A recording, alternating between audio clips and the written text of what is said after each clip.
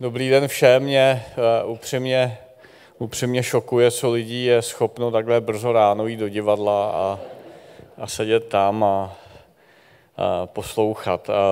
Takže děkuji za pozvání a jsem rád, že na podruhý to vyšlo, že nemusím se připojovat sabusíru a pan Navara byl garantem toho, že pokud budu do 1000 kilometrů od Tábora, takže určitě dorazím. Takže kdyby nebylo pana Navary, tak asi tady nejsem, i když to byla jenom Praha. A poslední poznámku, kterou mám, kromě tedy jasného poděkování městu Tábora, všem lidem, kteří jsou tady za tou konferencí, studentům, kteří jsou v předsálí,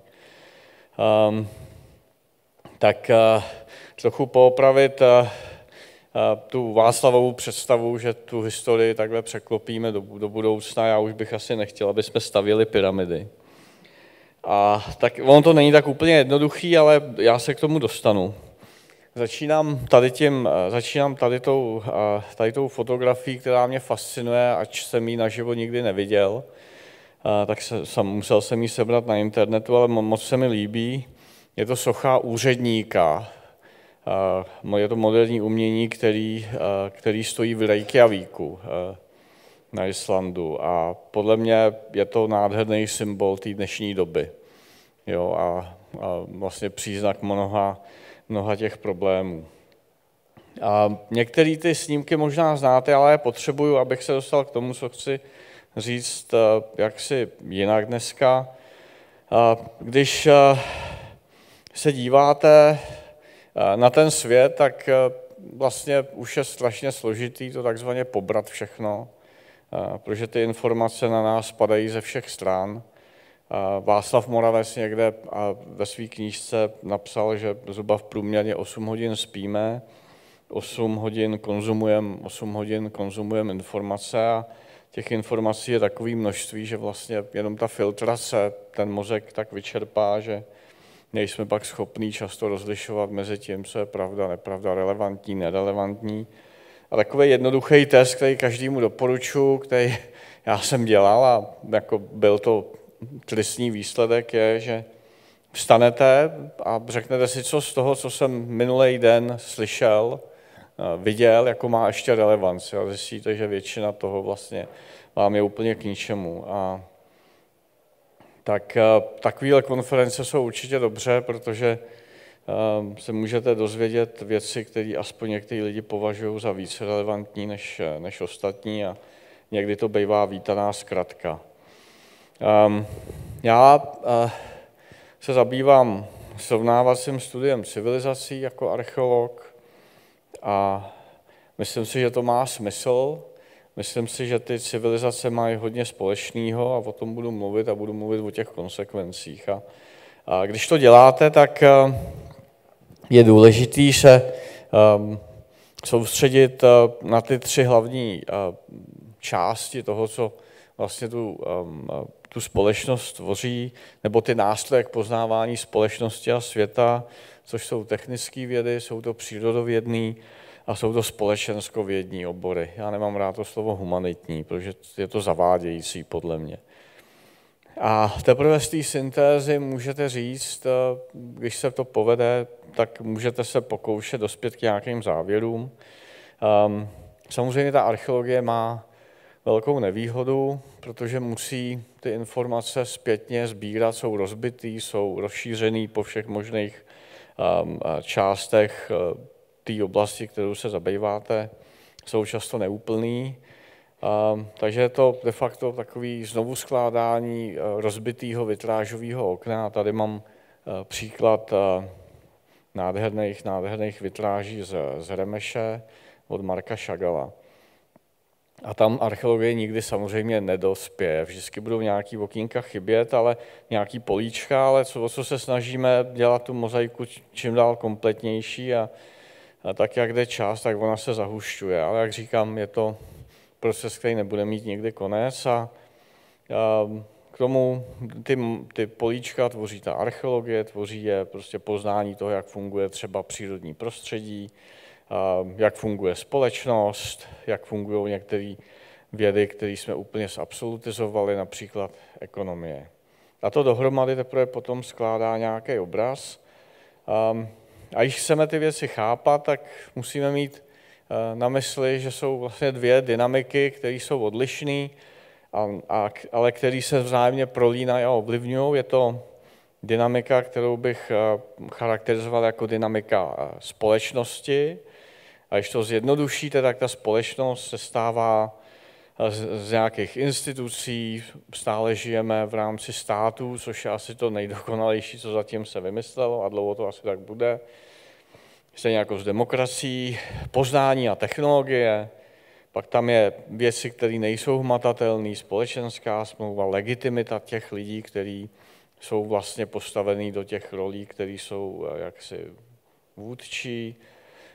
A samozřejmě ten systém musí mít nějaký subsistenční strategie, nějaký způsob, jak se živí, ekonomiku, jak obchoduje. No a to jsou parametry, které vytvářejí lidi, jsou to produkty společnosti nebo společností. A protože lidi je svojí intencí nebo ignorancí utvářejí, tak tam je poměrně velká šance, kdyby neexistovala Gaussova křivka, aby jsme je mohli zlepšovat, anebo podstatně zhoršovat.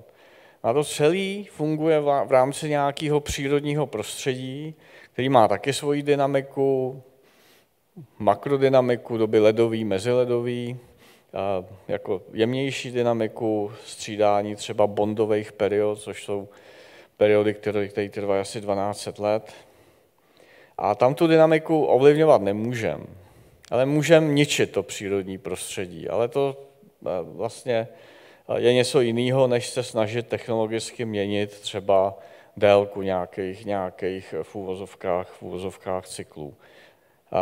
Tak to je dobré asi vědět a my jsme nedávno dokončili dokument celovečerní s Petrem Horkým, kde mimo jiné vystupuje Thor Heyerdahl, který samozřejmě už nežije, ale byl to člověk, který na vodu doplul do Jižní Ameriky, aby dokázal nějaký teorie, dostal za to Oscara.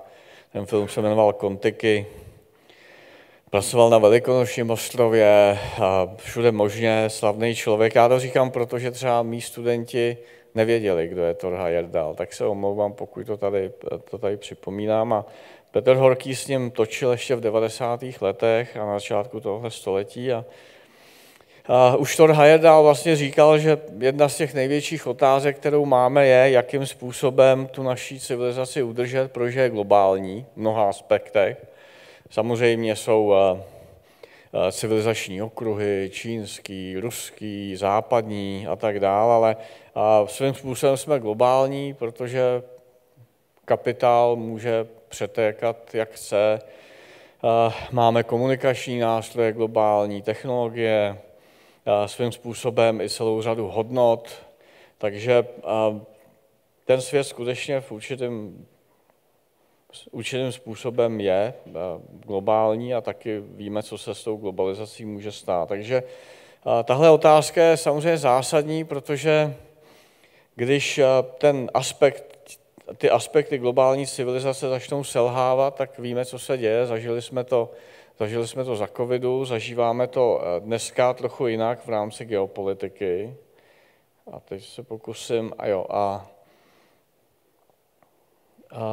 co ještě potřebuji tady slušně ukázat, je těch 7 zákonů, který myslím, že vyplývají z toho srovnávacího studia civilizací. Nejsou to zákony typu matematických algoritmů, protože přirozeně mluvíme o společnostech, ale já jsem nechtěl říkat pravidla, protože to slovo pravidlo mi úplně tak jako nekonvenuje, ale když se na to podíváme, tak všechny ty civilizace, zatímco známe, měly společný to, že nějakým způsobem kolabovaly a zase se transformovaly a zase rostly. Taky kolaps není to, co třeba v přírodních vědách, když mluvíme o civilizacích, jakože přiletí meteorit a vyhyne všechna megafauna, nebo tam je masivní extinkce, vymírání, tak takhle ty civilizace nefungují. Spíš se proměňují. No. Ty lidi nejsou vybitý a většinou geneticky pokračují furt dál. To je případ starého Egypta, to je případ jihoamerických indiánů, to je případ Austrálie a tak dál a tak dál. Pak si říct, že ty věci, které pozorujeme v civilizacích, jsou skokové, což je taky důležitý vědět, že to není takový to lineární postupně a říkat si, ono to ještě vydrží 30 let a tak. A zase všichni to znáte ze svého života, vemte si rok 89, kde ty zásadní změny trvaly 6 týdnů. Ivo Možný na to má geniální práci, která se jmenuje Proč tak snadno, právě nedávno vyšla znova. Vemte si útěk západních armád z Afghánistánu v srpnu loňského roku, vemte si arabský jaro, nebo vemte si 24. únor letošního roku. Pak je něco, co jsem pojmenoval jako Herakleitův zákon z respektu k tomuhle filozofovi, který říká, že přesně to, co stojí ty silný faktory pozitivní, které nás vynášejí na vrchol, jsou ty, které nás nakonec jako dovádějí do té krize. Pak přirozeně ty civilizace potřebují sdílené hodnoty a vize, potřebují společenskou smlouvu. Pamatuju si před lety jsme dělali, byl u toho Vašek, byl u toho Martin Kovář, nevím, kdo tady ještě sedí, v parlamentu seminář na riziko narušené společenské smlouvy. Tehdy si všichni klepali na čelo a dneska každý o té společenské smlouvě moudře vypráví.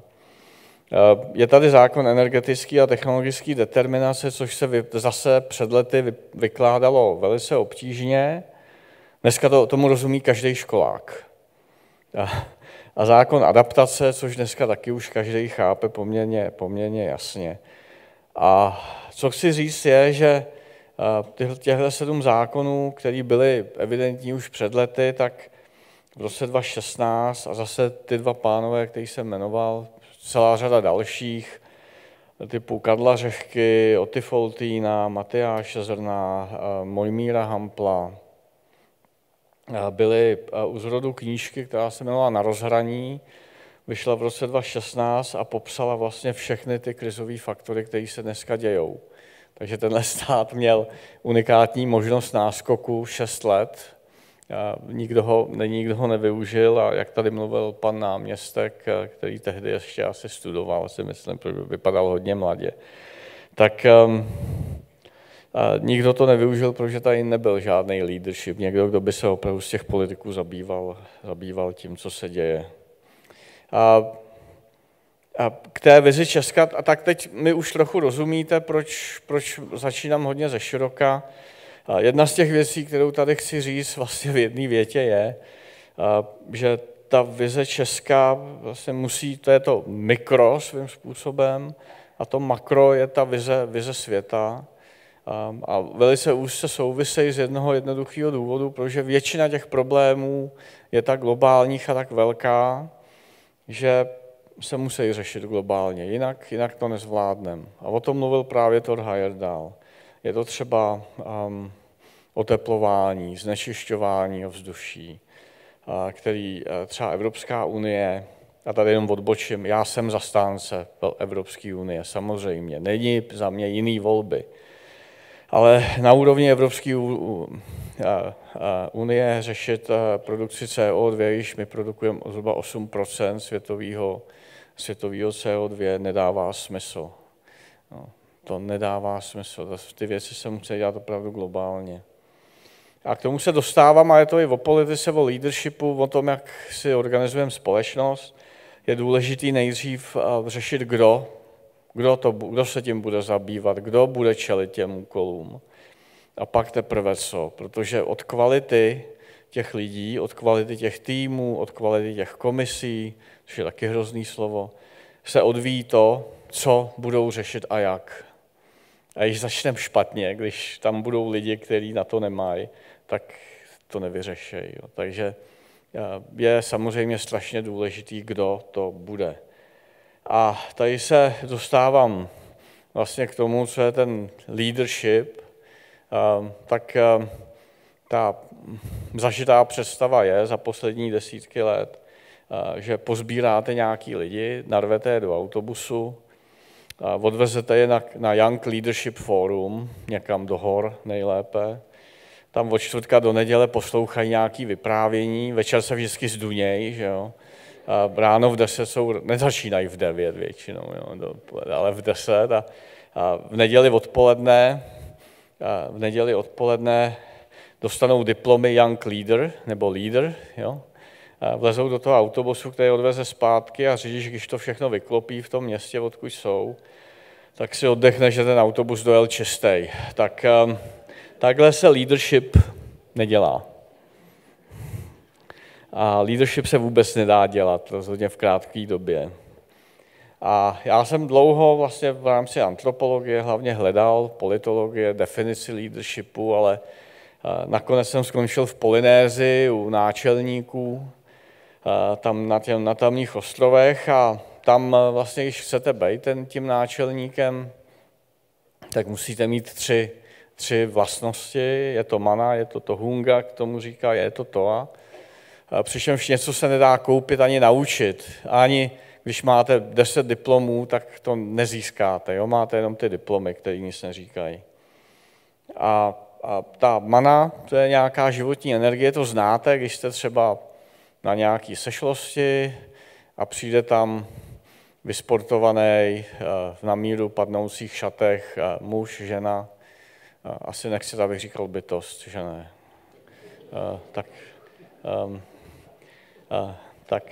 A nikdo si ho nevšimne. Jo? Je evidentní, že chodí do fitka, nejméně 2krát denně. A pak tam přijde někdo, 1,60 m, obyčejně oblečený, nemusí ani promluvit. A vy víte, že někdo přišel. Tak to je ta mana. A ta se nedá koupit. Ani naučit. Ani získat na školení.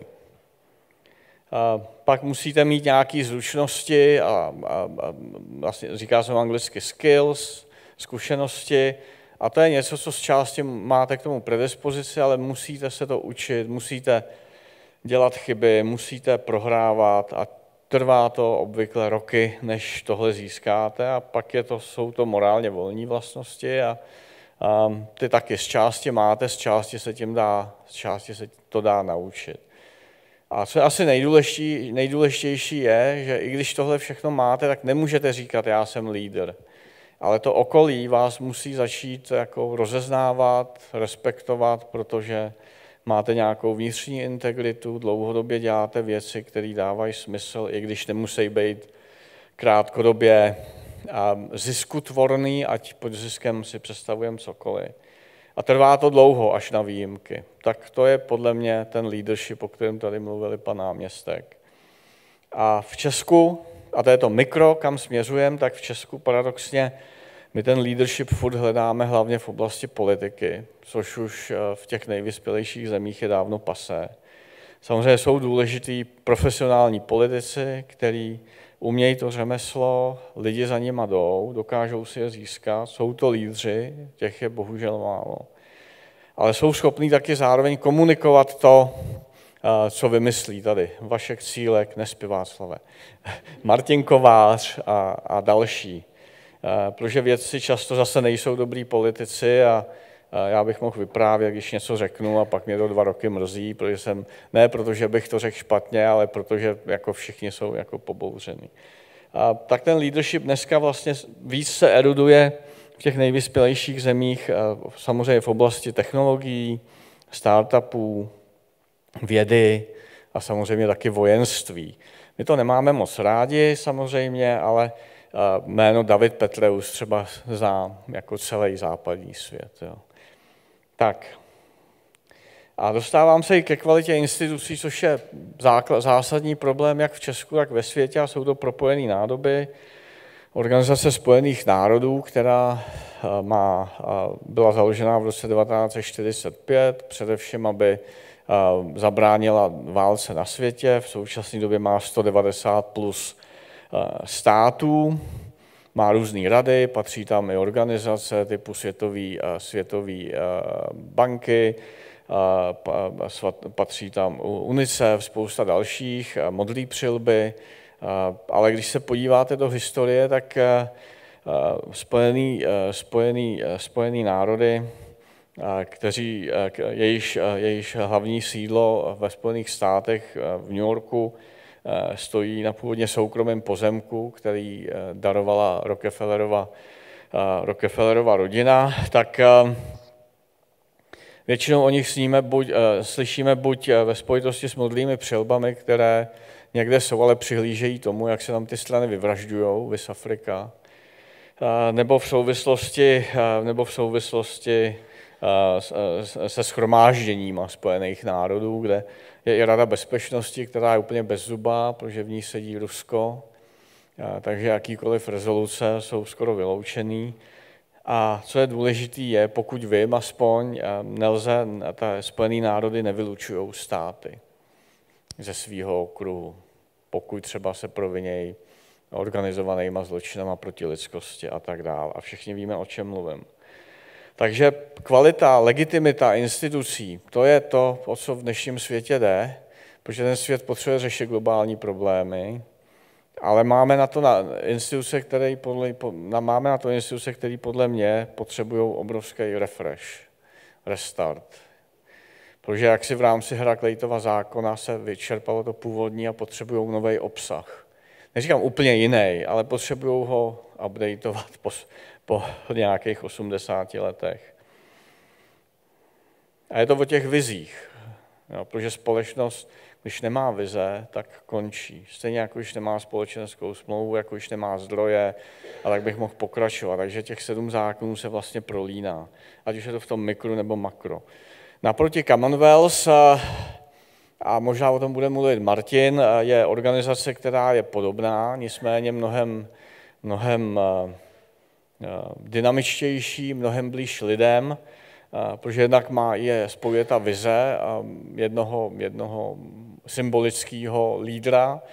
Donedávna to byla královna Alžběta, všichni jsme to zažili, co to bylo za mediální událost, a je to vesměs o symbolice.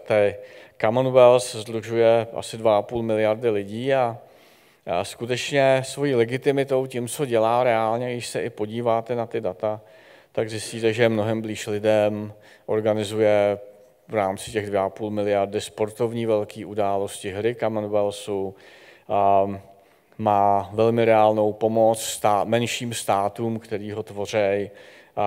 A podle mě je to jedna z těch věcí dnešního světa, která je strašně nápadná. Rozdíl mezi Spojenými národy, který bych přirovnal trochu k Molochovi, i když samozřejmě zjednodušuju. Není to možné říct tak, že Spojené národy mají převládající množství negativ, to stále ještě ne, ale mohli by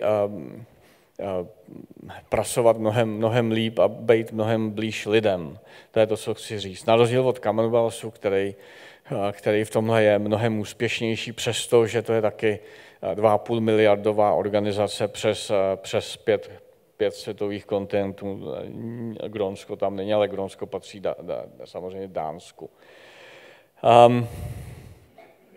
A teď se dostávám k tomu vlastně další formě leadershipu, protože přirozeně dneska máme fit do roku 2030 Evropská unie, snížení emisí o 55%. Tady máme, je to přeložené do češtiny, to, jakým způsobem by se to mělo dělat. A ten takzvaný Green Deal je samozřejmě myšlenka, která je skvělá. Ten koncept je skvělý. Jeho jediný problém je opět ta legitimita, která leží v tom, že ho proponují především politici bez valného technického vzdělání. A proto lidi dostávají záchvaty paniky, nejistoty, není tomu rozumět. A je to proto, že nejsou popsané jednotlivé kroky, které technicky a technologicky jsou možný. A to je přesně ten případ, kdy politici by měli velice intenzivně spolupracovat s techniky, fyziky, chemiky především. A jasně formulovat to, jaký ty kroky budou, aby měli realistický a proveditelný cíle. A to je problém dnešní politiky, že přijde nějaký politik, začne se chovat ujetě a řekne, chceme tohle, nebo chceme tamto. Což je v pořádku, pokud má k tomu i lidi, kteří jsou schopní říct, ta realizace bude taková, taková, taková. Viz třeba americký lety do kosmu, kdy americký prezident jasně řekl, my chceme být v kosmu, chceme do x let, mají na to agenturu a ta prostě ty kroky realizuje. To je ten rozdíl třeba mezi Green Dealem a lety do kosmu.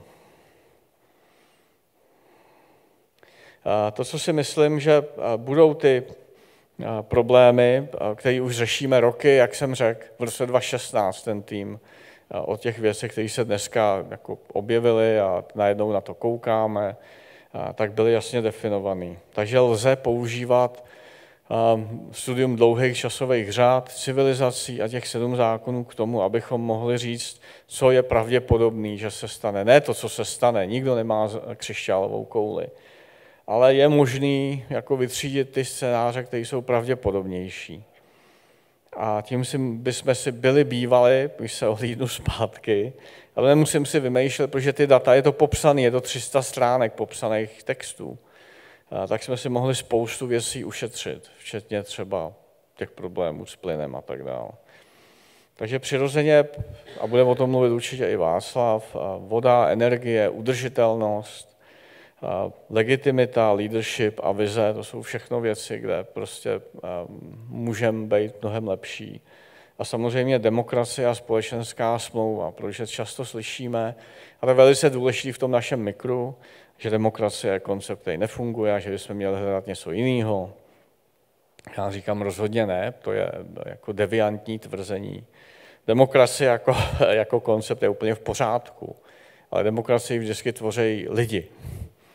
A demokracie potřebuje mimo jiné vzdělanou společnost, ne v tom smyslu, že všichni budeme mít vysokoškolské diplomy, to je další deviace dnešní doby, ale to, že ty lidi budou rozumět, jako snažit se rozumět světu, snažit se rozumět tomu, co se děje v jejich okolí, budou mít aktivní zájem o to dění a budou se snažit ten svět dělat lepším, ne horším, protože jsou dvě skupiny lidí.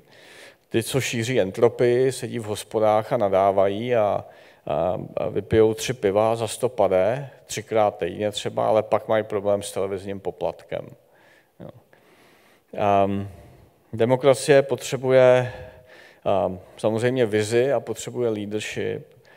A jenom jednoduchý indikátor toho, v jakém stavu naše demokracie je, když teď byly volby, tak si to všichni vybavíte, tak k volbám šla, využít svý bazální, úplně to nejzákladnější právo vyslovit se k tomu, jak by ta země měla být, kam by měla směřovat, tak to byla menšina. Menšina lidí využila tohle právo, většinu to vůbec nezajímá a pak nadávají na demokracii. Je něco špatně v jejich hlavách, přátelé. Ty lidi to mají popletený. Tak. Tady je jeden příklad za všechny z naší výstavy venkovní, kterou jste možná viděli, jmenuje se Voda civilizace. Teď naposledy to bylo v Bruselu, byla tam celá řada institucí z Evropy, ze Spojených států, z Austrálie.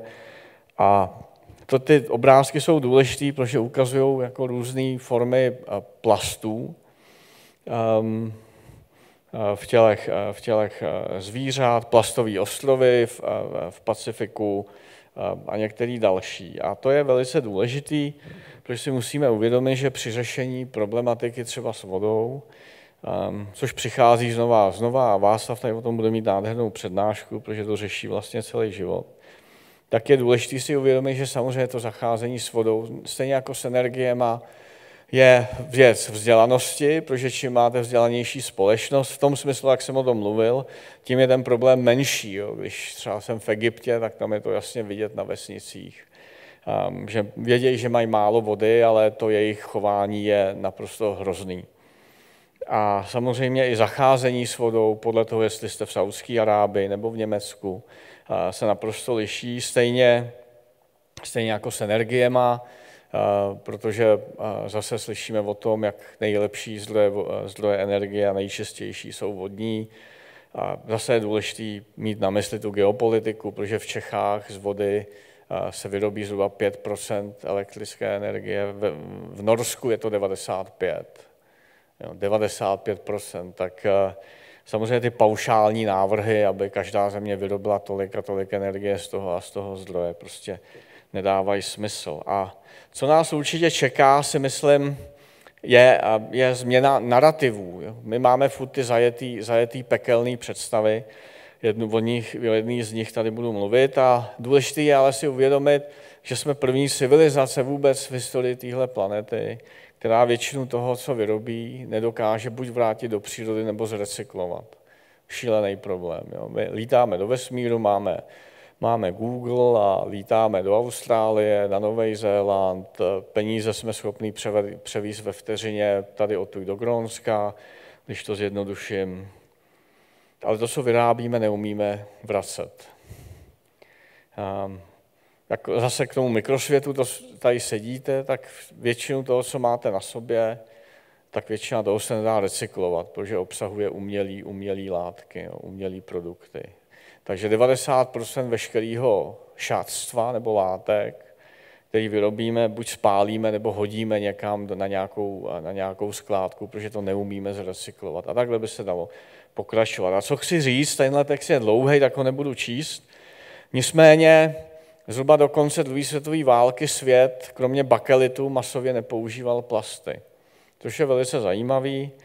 Já nechci říkat, že musíme zpátky na stromy, ale zamyslet se nad tím, co bychom mohli dělat jinak a bez tolika plastů, nebo z plasty, které jsou třeba sami se rozpadají, biodegradace se tomu říká, tak je evidentní, že to, co slyšíme především od nadnárodních korporací, že čím víc plastů, což je v jejich zájmu přirozeně, když se tím zabývají, tak tím víc budeme recyklovat. Ale když se podíváte na nárůst produkce plastů každý rok a tempo úspěšnosti recyklace, tak vidíte, že ty nůžky se furt rozevírají. To nedává smysl. Dává smysl spíš ten narrativ otočit a říct si, kde všude můžeme bez plastů prostě být, ať už jsou to třeba obchody bez obalů, což je opravdu jenom kapka v moři. Nicméně velmi často jsme byli svědky v minulosti, že ta kapka se stala jako dominantním trendem. A když jsme u těch vizí, tak já si myslím, přes to všechno, co jsem řekl, že ta západní civilizace by mohla být lídrem v tom, že bude mít jako vizi udržitelnost, což není jenom technikálie, je to i transcendentní věc, která souvisí se smyslem existence člověka, planety, vesmíru a samozřejmě i technicistní, protože ji musíme nějakým způsobem realizovat. A tady to mám napsaný, protože to znamená individuální odpovědnost za svět, což není jenom věc, kterou si řeknete, udělám to, protože je to prospěšný, ale důležité je udělat to, protože si myslíte, že to dává smysl, i když ho nemusíte hned zpeněžit. Znamená to taky zásadní zlepšení stavu demokracie, to znamená důvěryhodnosti institucí, restart leadershipu a zase jako takový ten lakmusový papírek jsou volby. Jestli lidi cítí, že to je důležitý a že mají potřebu a že tím to dává smysl. Takže to jsou propojené nádoby, nikdy to není chyba jenom na jedné straně. A že je to důležitý, ukazuje i covid, protože v době covidu některé země měly násobky, jako ve smyslu menších počtů, násobně méně lidí, kteří umírali v souvislosti s covidem. Neříkám na covid, ale v souvislosti s covidem. Typu Dánska, což je jedna z nejvyspělejších demokracií, ekonomie, když se podíváte jejich hrubý domácí produkt, kvalitu života a tak dál. A pak vemete Česko, který mělo školy zavřený 3x a 4x tak dlouho, bylo rekordmanem v počtu mrtvých v souvislosti s covidem a tak dál.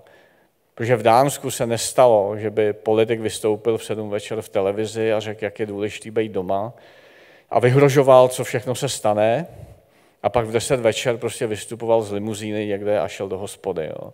Nebo jsme viděli fotky jako z velkých party tady v okresních městech na severu Čech a podobně. To prostě ve vyspělé demokracii není možný. Nebo Karlovarský festival, kde prostě byla povinnost roušek a sál, který měl 1200 lidí, tak tam 1000 lidí bylo bez roušek. Jo. A seděl tam jeden z hlavních hygieniků.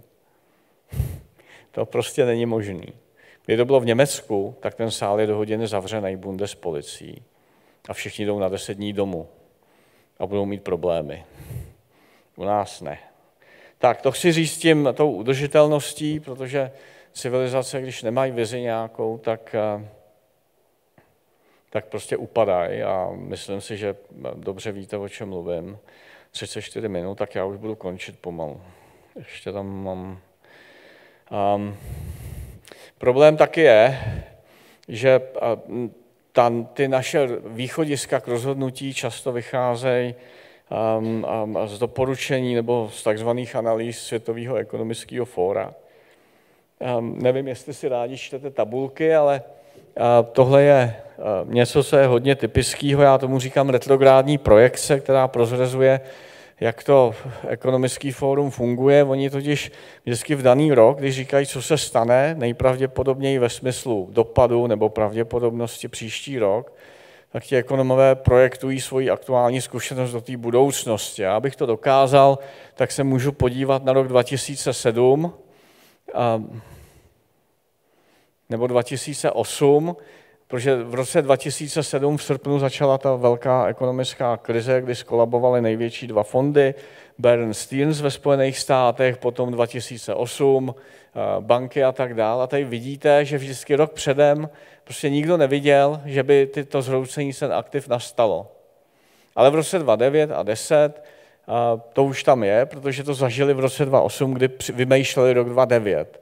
No, takže oni vemou to, co se stalo a dají to hned jako do budoucna, že si myslí, že ty trendy jsou lineární, což je velká chyba.